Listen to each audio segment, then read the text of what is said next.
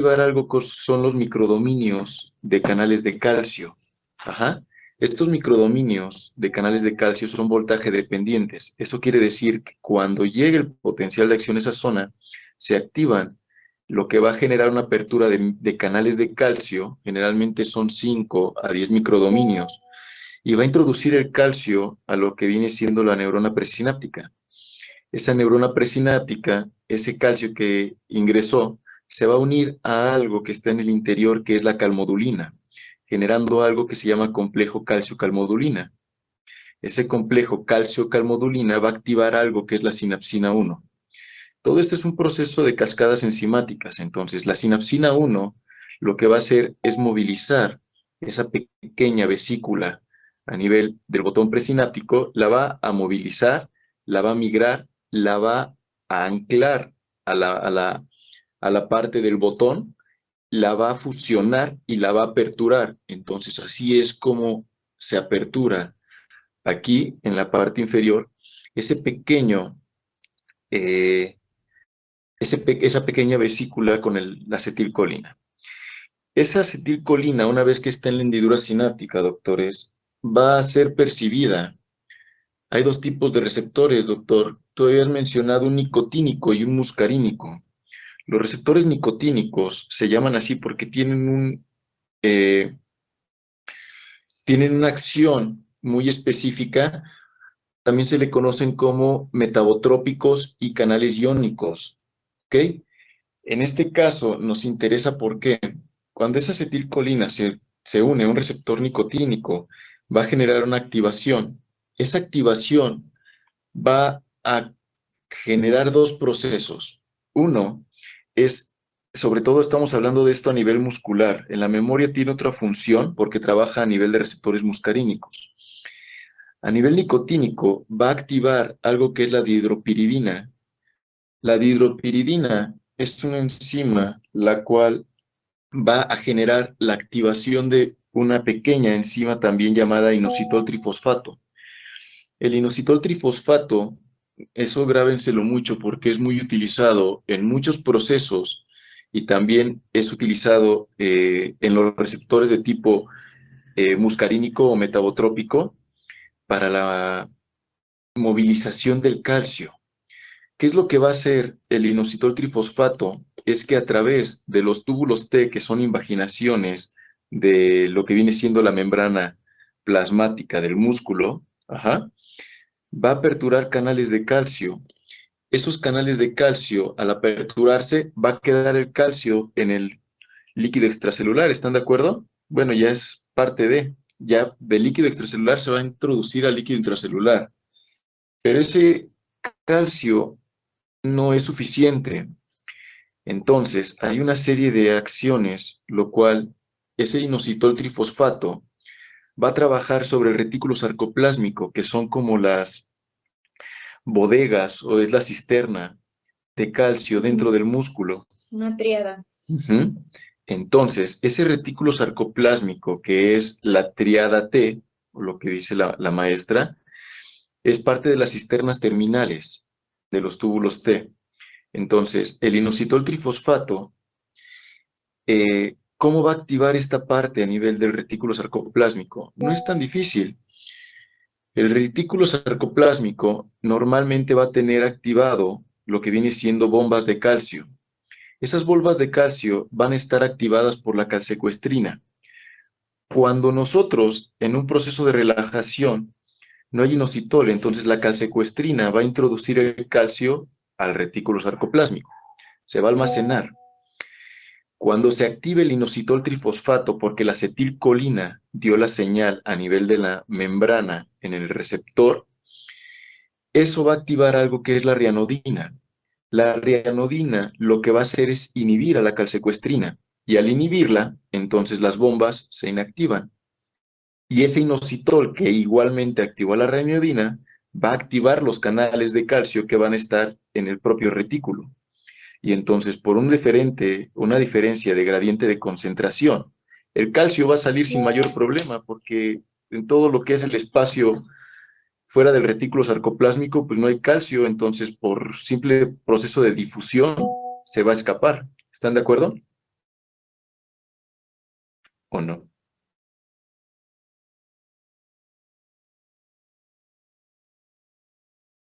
¡Ey, despierten!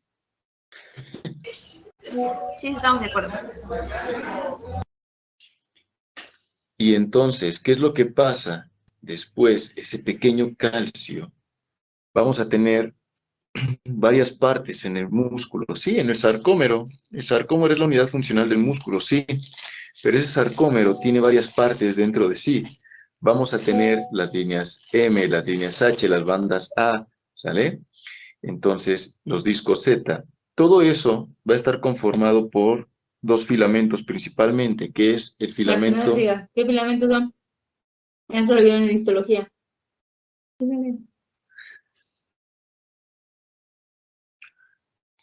Bueno, está bien. Entonces, el calcio va a actuar a nivel de el filamento de tanto de actina como de miosina. ¿Cómo lo hace? El complejo de actina, tropomiosina y troponina es un complejo muy especial. La actina vienen siendo las cadenas de filamentos delgados que están enrollados. Esos filamentos están en esa disposición debido a que la tropomiosina le va a estar dando como una espiral esa forma como una doble hélice. El detalle ahí es de que esta pequeña actina va a tener un pequeño dominio para que se anclen las cabezas de miosina, pero ese dominio está tapado, ya lo vieron, está escondido. Ajá. Hasta que ese calcio no se pega en uno de los dominios de la troponina, que es el dominio para calcio. Ajá. El otro dominio que va a tener son estos tres que están aquí. Ese que parece un torito, un gusanito. El de hasta arriba es el dominio para calcio. El de en medio es el dominio inhibitorio y el otro es el dominio de anclaje a la tropomiosina. Ajá. Entonces, cuando ese calcio se pega a esa pequeña troponina, va a generar a través del dominio de tropomiosina que ésta se desenrolle, se desenvuelva, y al desenvolverse va a liberar o va a descubrir el sitio de anclaje para la actina y miosina. Hasta ese momento no se pueden anclar las cabezas de lo que viene siendo el filamento de miosina. Entonces, ahí la importancia del calcio. Igualmente, ya una vez que está descubierto, gracias al calcio, este dominio, esas cabezas necesitan una fuente energética para poder generar un cambio conformacional en el ángulo de su estructura, de lo que es la cabeza. Entonces, ¿qué es lo que hace? Ya una vez que se ancló, vamos a tener aquí lo que es el ATP. El ATP, si ustedes se acuerdan, es el adenín. Bueno, ¿qué es el ATP?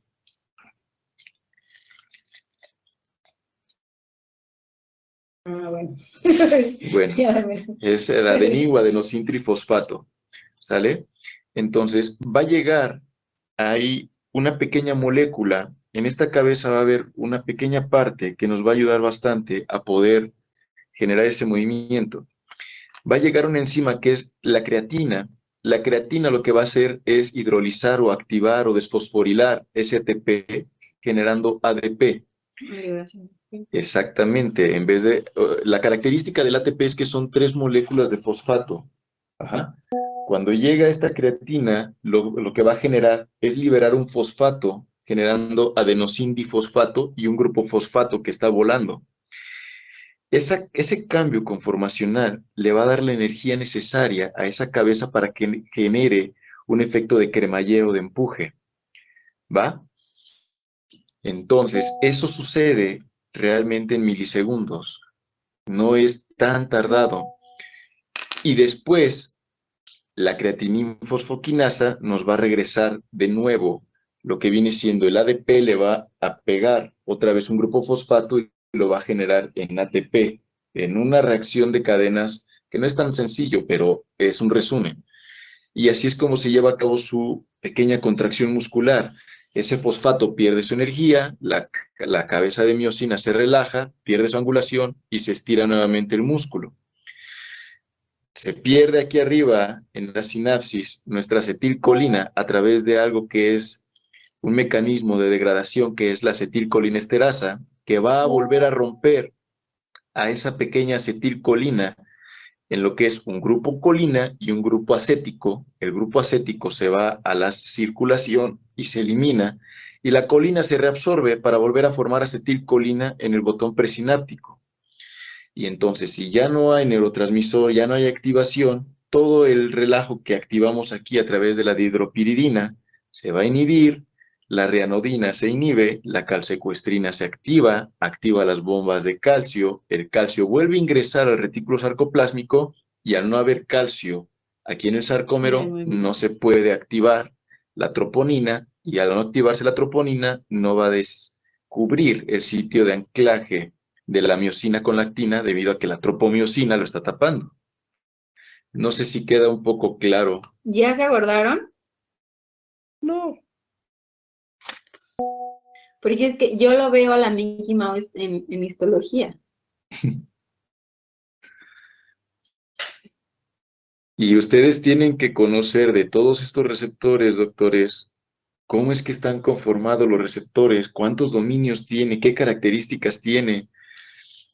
Ya después la maestra les va a preguntar acerca de los receptores metabotrópicos y a ver si se acuerdan de las proteínas G. Entonces mejor léanlo, porque si no se los va a comer vivos otra vez. ¿Queda claro, Docs? Bien, muchas gracias.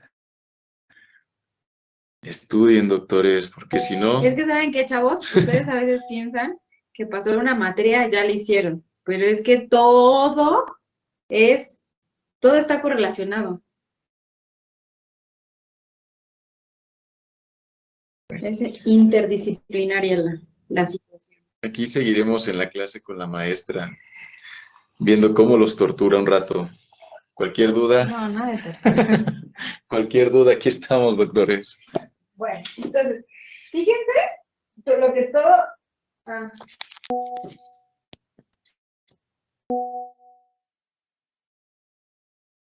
Ya. ¿Listo? Ok. Fíjense todo lo que ustedes ya habían visto. Yo nada más les pedía que me dijeran que había liberación de calcio para que este calcio se pegara a la tropomiosina y bueno, la troponina y entonces llevara a cabo un cambio conformacional en la actina. Solamente les estaba pidiendo eso, en cambio ustedes ya tenían toda la ruta. Qué vergüenza. A ver, vamos a seguir. Ok, bueno, todo esto para que... ¿Qué dijimos? ¿Cuáles eran una de las características? Sí. ¿Cuáles eran una de las características de tétanos? Arriba, en las características generales vimos.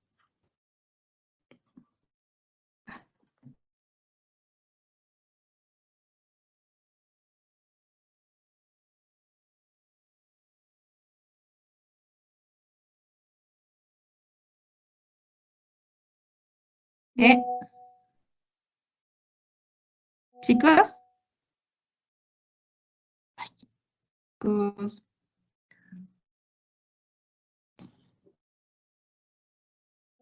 ¿Cuáles eran una de las características de tétanos? ¿Qué iba a ocasionar? Se caracteriza por espasmos musculares. ¿Sí me escuchan? Sí, sí, maestro. Creo que lo que no lo escucho soy yo. Espérense. Espérenme. Sí,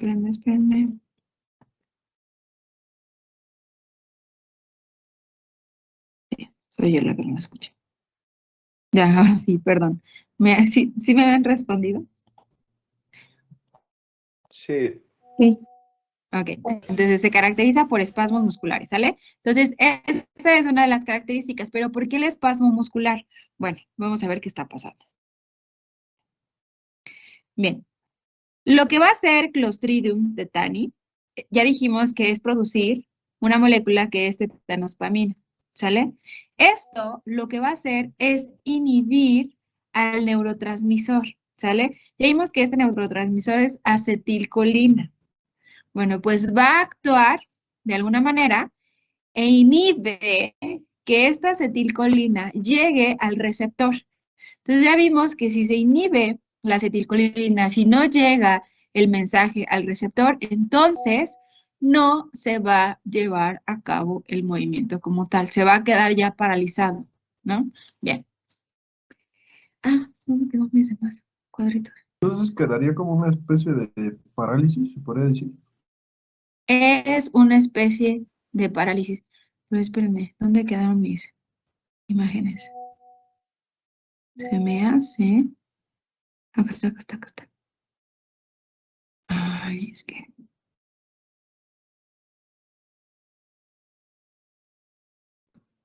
Ok, no sé por qué se voló la imagen, pero bueno, aquí lo explico con esta. Se va a generar una parálisis, es exactamente. ¿Por qué? Porque lo que va a pasar, vean cómo aquí tengo, bueno, se genera la producción del neurotransmisor, ¿no? Que es la acetilcolina. Bueno, lo que va a pasar, aquí normalmente llega la acetilcolina a los receptores. Bueno, pues aquí lo que vamos a hacer es inhibir que esta acetilcolina salga y está inactivando la liberación de esta para que no llegue al neurotransmisor. Entonces, este inhibidor del neurotransmisor, que es a través de inhibidores de glicina y ácido gamma aminobutírico, que es inhibidor GABA, va a provocar la parálisis espasmática y la recuperación va a depender de la formación de nuevas terminales axonales, ¿ok? Una vez que hay lesiones a través de tetanospamina, se va a requerir formar otras nuevas terminales axonales para poder recuperarse, si no, no hay recuperación total de el daño ocasionado por la tetanospamina. ¿Sale? Entonces, es tan fuerte el daño que puede ocasionar con esta inhibición en la producción de la acetilcolina, que entonces tendríamos que generar otras conexiones sinápticas, otras terminales axonales. ¿Ok? Si no, se queda tal cual. Entonces, ¿qué pasa? Tetanospamina inhibe la liberación, se inhibe entonces a los receptores y como tal se va a quedar con este rigor, ¿no? Entonces, el cuadro clínico normalmente es tétanos, bueno, tenemos diferentes cuadros, tétanos generalizado, tétanos localizado y tétanos neonatal. El más, característico, no, esa no es la palabra que busco. El más predominante es tétanos generalizado y van a ser estos espasmos musculares generalizados con afectación al sistema nervioso autónomo. Vamos a tener arritmias cardíacas, fluctuaciones en la presión arterial, sudoraciones profusas, deshidratación. ¿Ok? Hay una característica de la sonrisa sardónica, que es esta exactamente, que se caracteriza de la contracción mantenida en los músculos faciales, y babeo, sudoración, irritabilidad, etcétera, etcétera. Entonces, vean cómo tenemos un daño en las contracciones musculares, que ya no hay un regreso a su estado original, ¿no? Entonces, este niño es un niño afectado por Clostridium tetani y pues es exactamente la toxina que genera, que es la tetanospamina o la que inhibe esta secreción de la acetilcolina. ¿Sale? Bien, esta es por parte de tétanos generalizado. ¿Qué pasa en tétanos localizado? Los espasmos van a ser musculares, pero están limitados únicamente al área afectada. Y bueno, ya es súper localizado, es un poco menos dañino, pero es menos frecuente. Y finalmente el tétanos neonatal, cuando pues la madre se infecta de tétanos, pues también el niño es afectado y pues este es un niño afectado por tétanos neonatal, principalmente hay un muñón umbilical y la mortalidad de los niños es extremadamente elevada. ¿Ok? Tratamiento, pues por eso se lleva a cabo una campaña de vacunación para tétanos. A los niños se les ponen los 2, 4, 6 meses, 15, 18 meses, 4, 6 años, y ya después en preadolescentes 11 y 12 años, y ya en vida adulta se puede llevar a cabo o se vacuna cada 10 años. Eso es lo que normalmente se tendría que realizar, pues para evitar ese tipo de daños. Sin embargo, ¿ustedes qué recuerdan de la vacunación de tétanos? Clases de inmunología. Ay, qué feo, porque los maestros dan tantas clases.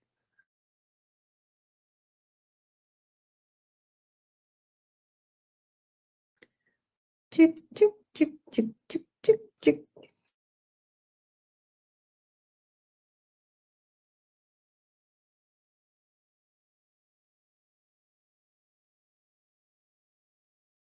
Chicos.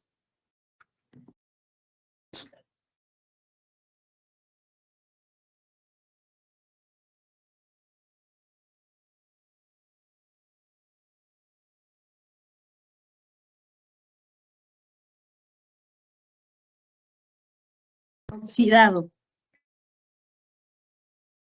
Ok, pero ¿qué recuerdan de la vacuna como tal?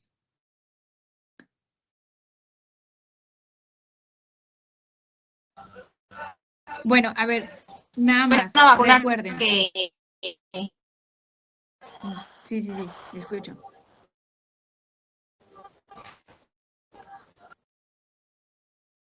bueno, que no es una vacuna de vida, sino que se tienen que ir dando refuerzos, bueno, a partir del nacimiento, que creo que es la primera dosis, y de ahí de 2, 4 meses.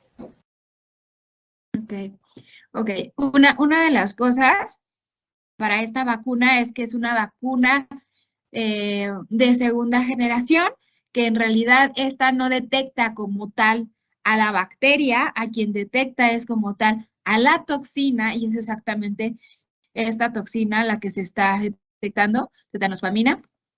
Ok, y es realmente se inocula la tetanospamina, pero de manera inactiva para que se lleve a cabo la detección, pero se tiene que dar un refuerzo cada 10 años porque para conferirle como tal inmunidad, ¿no? Bien, como tal, por lo tanto, es una vacunación pasiva y lo que se intenta es neutralizar la toxina libre, ¿ok? Para que no confiera mayor inmunidad.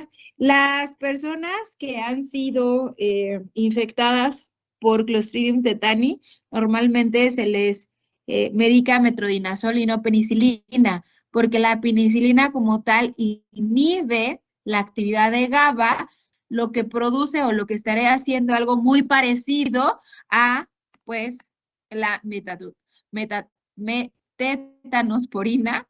Entonces, nosotros lo que menos queremos es llevar a cabo esta inhibición de GABA, y entonces por eso se administra metronidazol, porque podría producir una inestabilidad en el sistema nervioso central. ¿Sale? Bien. Entonces, eso es por parte de Clostridium tetani. Entonces, hasta ahorita, ¿cuántos Clostridiums vamos a ver? Dijimos 2, 4, ¿no? Ya tenemos el primero, que es Clostridium tetani. Segundo, Clostridium, que es Clostridium botulinum. ¿Y dónde se ocupa el Clostridium botulinum?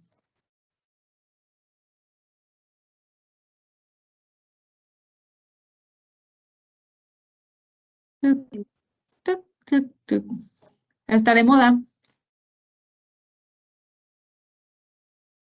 En el Botox, exactamente. Esta bacteria produce igualmente toxinas, y la toxina es la toxina del Botox. Tiene un papel muy parecido al que acabamos de ver de Tetanium,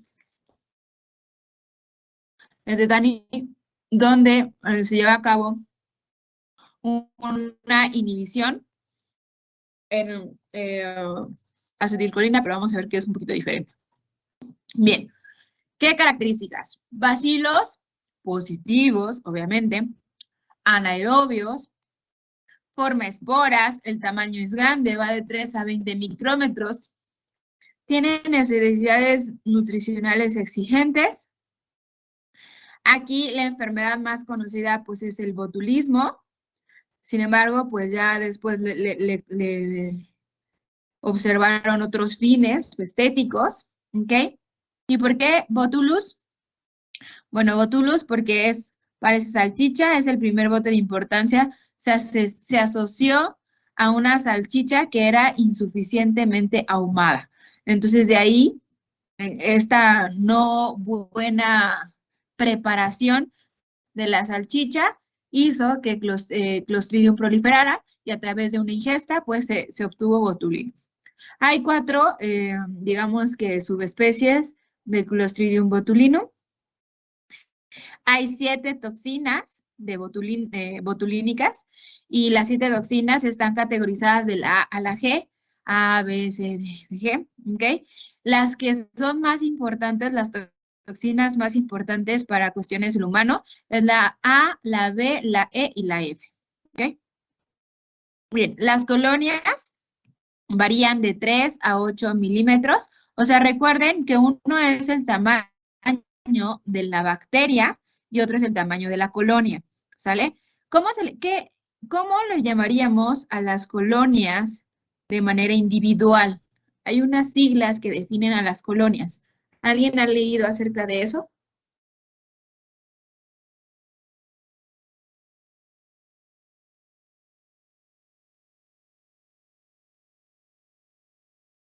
No. Creo que no.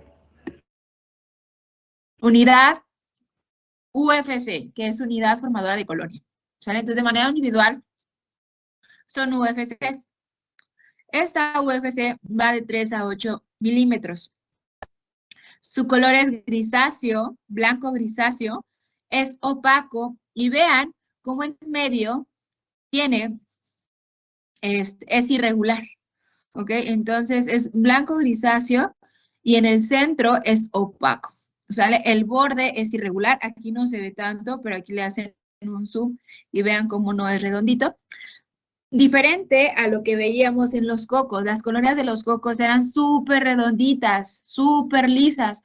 Y aquí vemos que para formas de bacilos, pues entonces son más irregulares sus colonias. ¿Ok? Bien. Los medios de cultivo. Nosotros podemos hacer medio de cultivo con agar sangre o con yema de huevo. Y también se puede por medios líquidos o por cultivos líquidos que deben de incluir como fuente almidón, glucosa, carne picada, carne cocida, ¿ok? Bien, reacciones bioquímicas que nos van a ayudar a poder detectar Clostridium botulinum. La beta es beta hemolítica y además para el agar yema de huevo vamos a poder evidenciar la lipasa positiva, ¿ok? Si es positiva, se le va a ver un halo un tanto azuláceo, como estamos viendo acá. Este es positivo. Si es lipasa negativa, entonces no se le estaría viendo ningún halo, ¿sale? Esto se hace, bueno, se ilumina, se pone una fuente luminosa y es un poco más evidente. Aquí no es tan evidente, pero sí se ve el halito, ¿no? Entonces, para Clostridium botulinum sería lipasa positiva. Bien, ¿qué pasa? Bien, dijimos que teníamos ¿cuántas diferentes toxinas? 7. 7 diferentes toxinas, que van de la A a la G. ¿Ok? Bien. Esa toxina es una toxina proteína precursora y mide 150 daltones, 150.000 daltones. Ahora, estas toxinas están formadas por 2 cadenas. Una cadena ligera, que es la cadena A, ¿okay? Que es esta, ligera o liviana, y una cadena pesada, que es la cadena B, ¿sale? Entonces tengo 2 subunidades, ¿ya vieron? La cadena pesada y la cadena ligera, ¿sale? Ahora vean cómo yo tengo esta célula que es.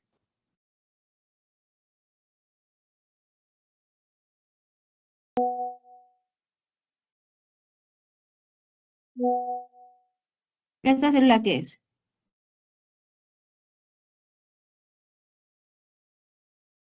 Lo acaban de ver ahorita que les explicó el maestro.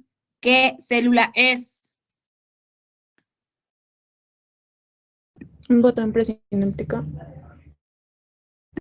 Pues, un botón presináptico. ¿Esa es la célula?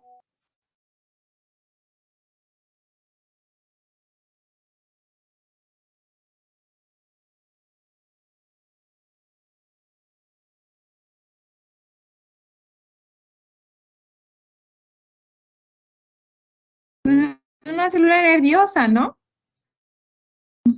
Una neurona. Bueno, entonces aquí lo que está pasando es que esta célula, a través de una endocitosis, vean cómo a través de endocitosis integra a la toxina botulínica. ¿Ya vieron? Bien. Entonces le está integrando a través de endocitosis. Entonces aquí ya tengo un endosoma donde tengo a la cadena pesada, la cadena ligera. Vean cómo estaban juntas y de repente se liberan. ¿Sale? ¿Hasta aquí vamos bien?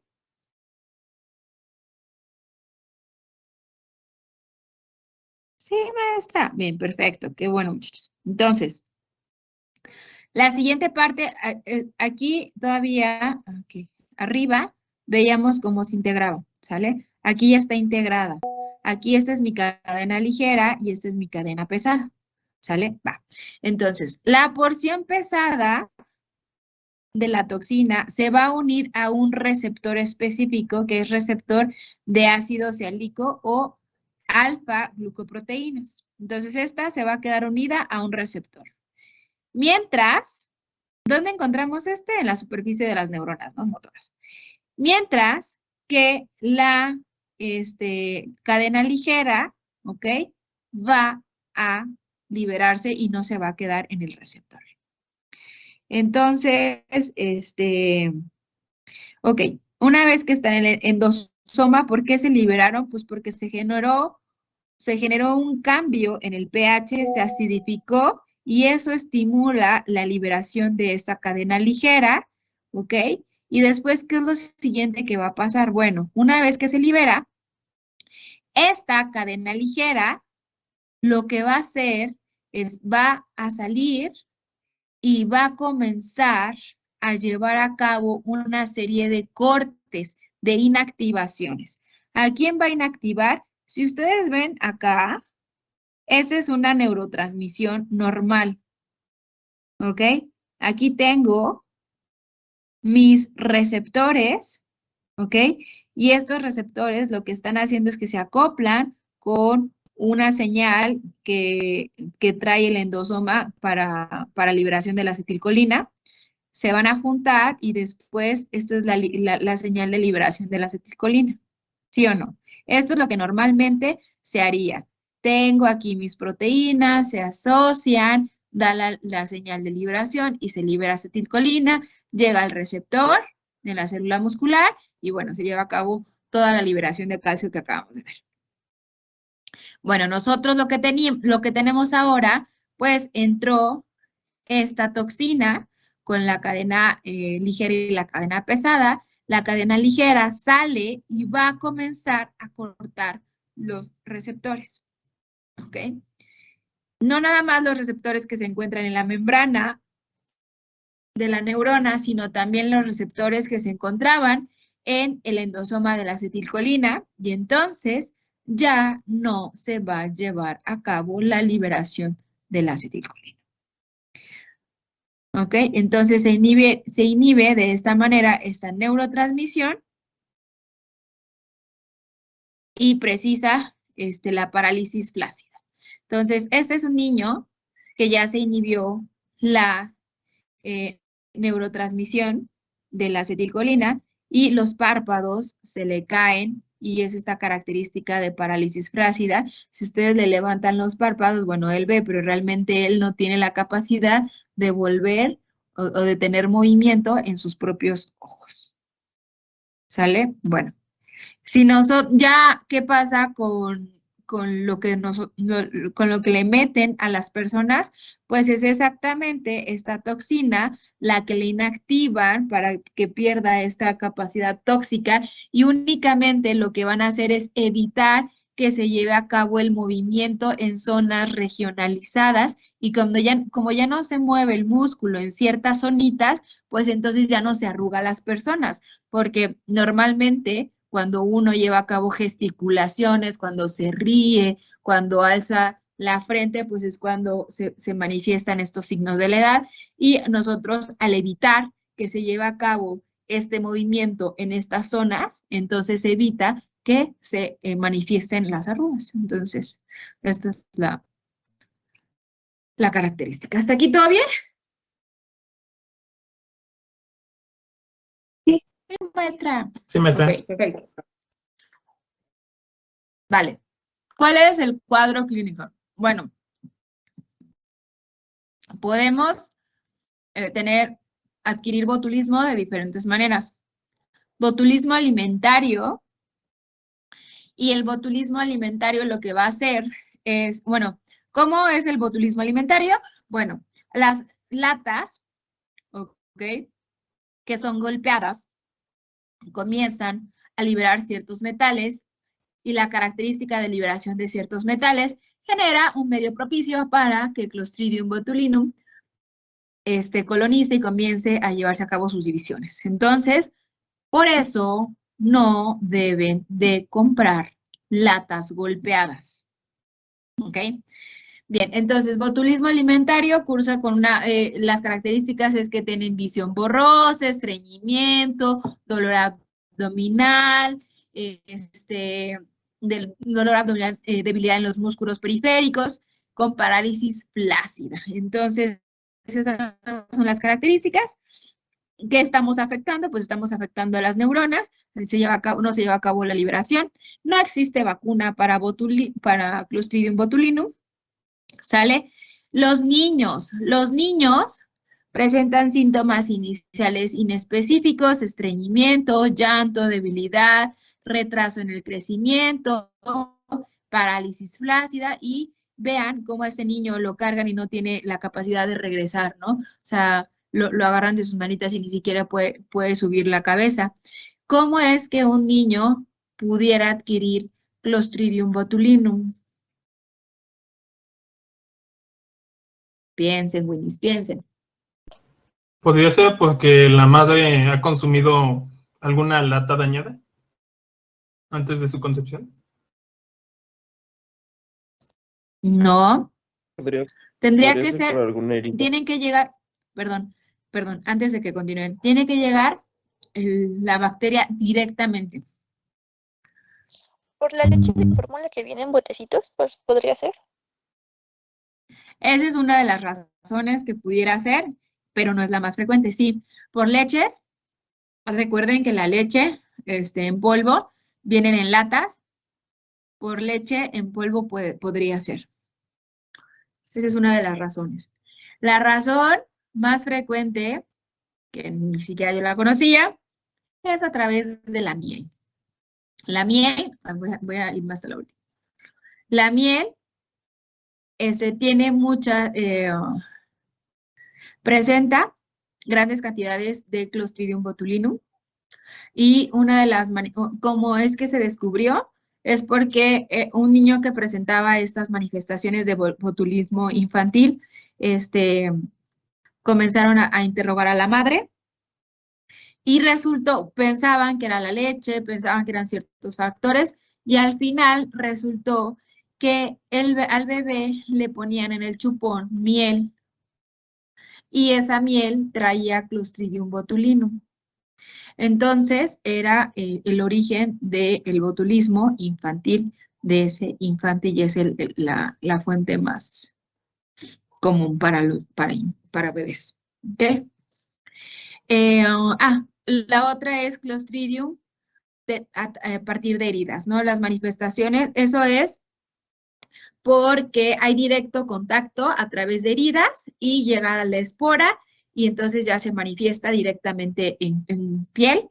Y las manifestaciones son idénticas a la alimentaria, pero el periodo de incubación es más prolongado, va a tardar, además de aparición de estas heridas en piel, ¿sale? Y vean normalmente, también como también los ojos, pues son incapaces de llevar a cabo un control de ellos.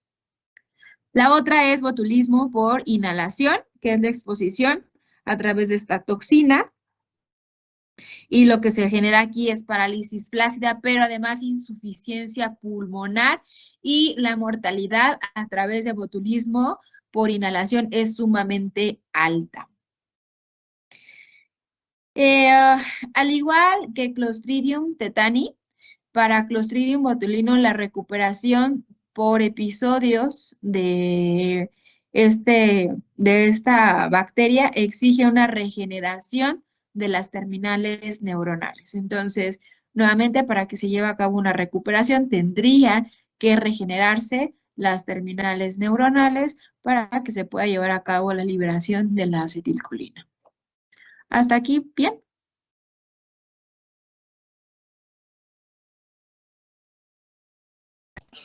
Sí, maestra. Sí, profesor. Sí, profesora. Ok, entonces tenemos botulismo alimentario, botulismo infantil, botulismo por heridas y también se ocupa Clostridium botulinum como arma de bioterrorismo. Ok. Sí, todo es agente biológico. Entonces, ay, caray. Entonces aquí tenemos los síntomas primarios: fatiga extrema, debilidad, vértigo, la visión se hace doble. Al principio, pues no pareciera como tan complicado, pero después viene ya una dificultad progresiva para poder hablar, para poder engullir. Viene la parálisis flácida, fiebres y diarrea.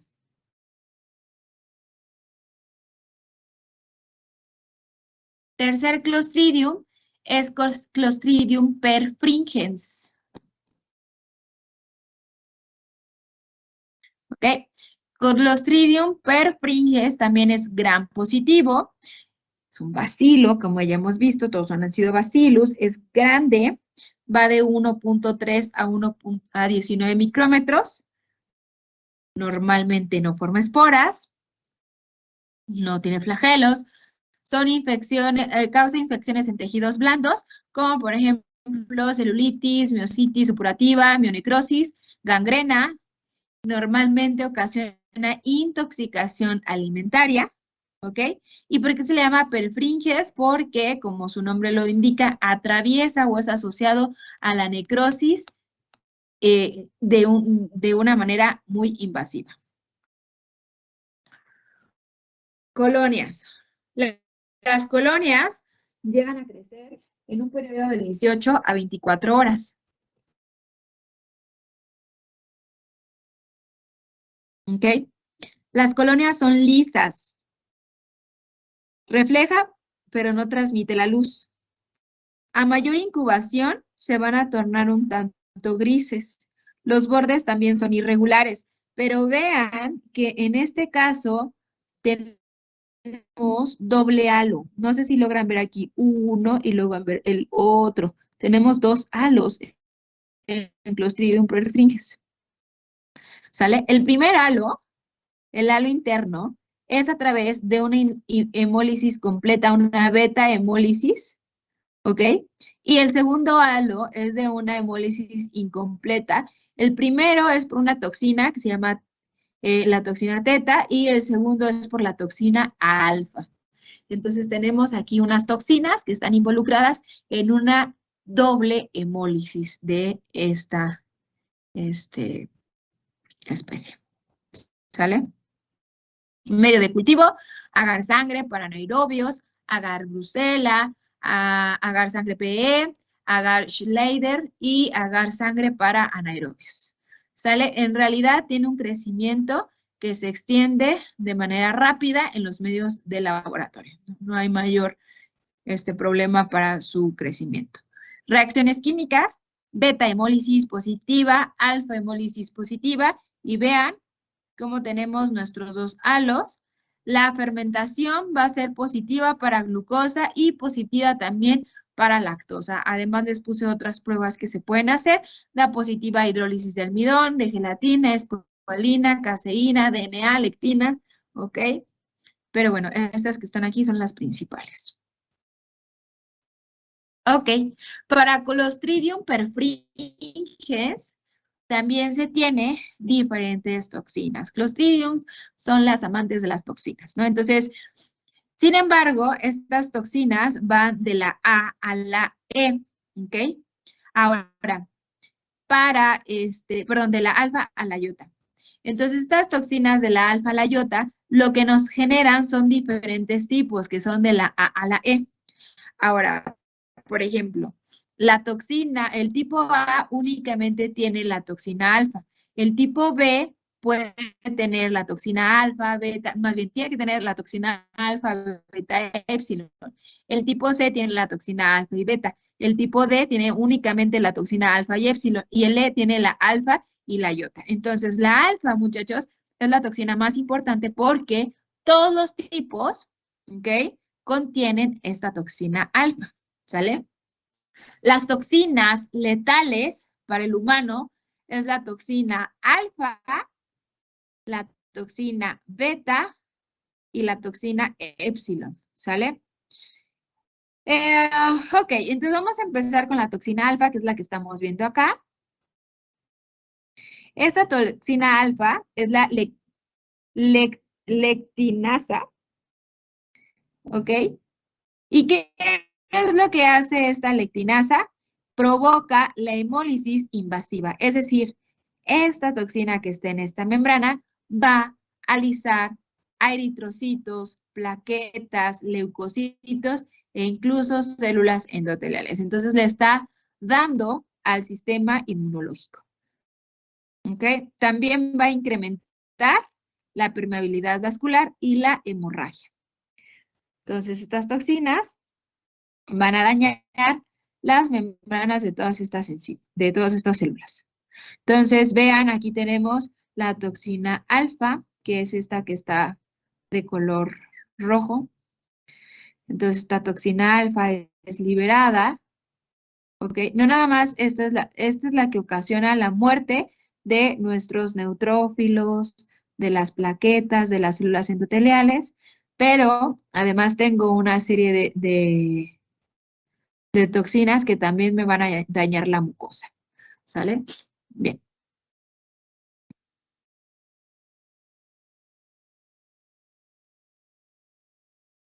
La siguiente toxina es la toxina beta. Esta toxina es la causante de la enterocolitis, es la que me va a destruir la mucosa. Entonces, por un lado, tengo una toxina que me destruye el sistema inmunológico, a las células del sistema inmune, y la toxina beta lo que va a hacer es llevar a cabo la destrucción de las células de la mucosa. ¿Qué hace? Forma lesiones necróticas, ¿ok? Y por eso es que se lleva a cabo enteritis necróticas. ¿Ok? Entonces lesiona estas toxinas beta directamente a mis células de la mucosa. ¿Sale? ¿Y qué es lo que hace? Pues da paso libre para lo que serían todas las toxinas y todas las bacterias a mi tejido conjuntivo. ¿Hasta aquí vamos bien?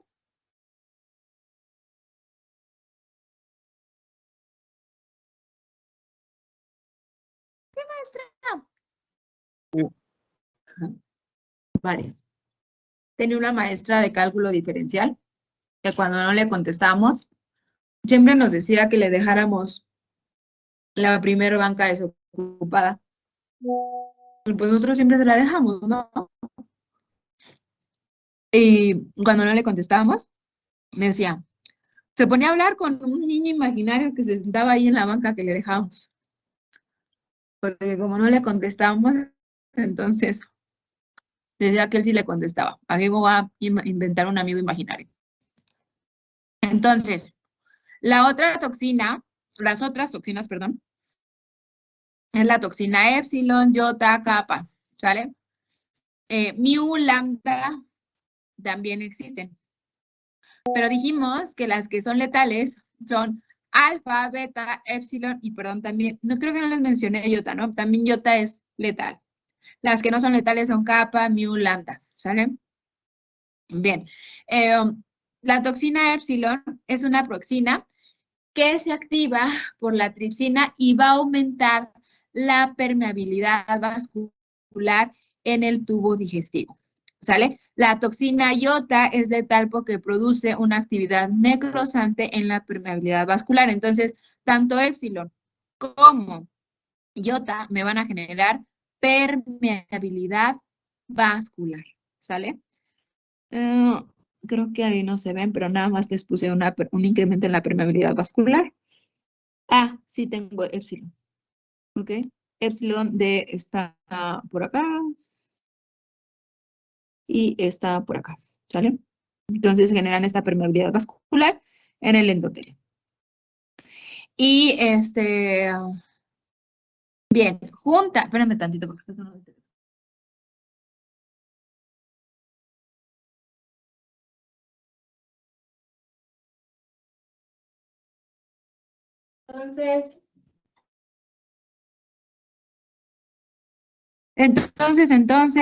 Ok, generan permeabilidad vascular. Y luego tenemos otras toxinas, que es la kappa, mu, lambda, que generan destrucción tisular, pero estas no son letales, ¿sale? Bueno, entonces si ustedes ven, generan una serie de toxinas. ¿Cuántas toxinas vimos? Alfa, beta, epsilon, iota, kappa, mu, lambda. Son 7. Teta, ¿ok? 8 que generan este Clostridium perfringens, pero bueno, las más importantes ya las acabamos de ver. ¿Y cuáles son los cuadros clínicos? Como ya vimos, lo que está incidiendo o en dónde está incidiendo es exactamente en intestino. A pesar de tener un amplio espectro de enfermedades, tenemos una gastroenteritis espontánea por la destrucción devastadora que estamos haciendo exactamente en el tejido de la mucosa del intestino. ¿Qué vamos a tener? Diarrea acuosa, náuseas, dolores abdominales, se van a presentar de 6 a 24 horas, ¿ok? Y generalmente no se va a presentar fiebre ni se presenta vómito, pero tenemos los demás síntomas. Entonces, aquí tenemos la microflora intestinal y Clostridium perfringens está aquí asociada, pero recuerden que en ciertas condiciones comienza a aumentar la colonia y se lleva a cabo este tipo de lesiones en intestino. ¿Mande? Perdón, es que vino mi tía. Ah, ok. Hola, tía de mi alumno. Ok, entonces el último que nos falta sería Clostridium difficile. Esa la vamos a dejar para la siguiente. También, bueno, entonces, bueno, les van a dar nada más el preámbulo. Ese es un gram positivo también, es móvil. Vean cómo tiene sus flagelos, por tanto es móvil. Anaerobio estricto, va a causar diarrea asociada a antibióticos. ¿Por qué se le llama difícil? Porque es difícil de aislar, difícil de que lleve a cabo su crecimiento en ciertos medios de cultivo. ¿Y cuál fue entonces la pregunta? Nuestro Clostridium, que era la excepción en cuanto a flagelos y cápsula, ¿quién fue?